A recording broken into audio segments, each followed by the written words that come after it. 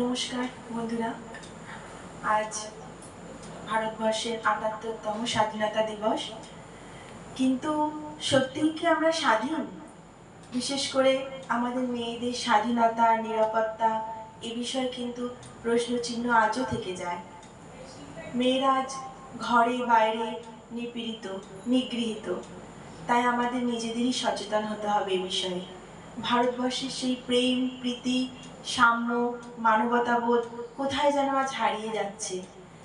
যাই হোক, আমি জানি এই বক্তব্যের মধ্যে দিয়ে কিছুই হয়তো হবে না, তবুও আমার গানের মাধ্যমে ভারতবর্ষের সেই হারিয়ে যাওয়া প্রেম, প্রীতি, সাম্য, মানবতাবোধ জাগিয়ে তোলার জন্য আমার একটা ছোট্ট প্রয়াস।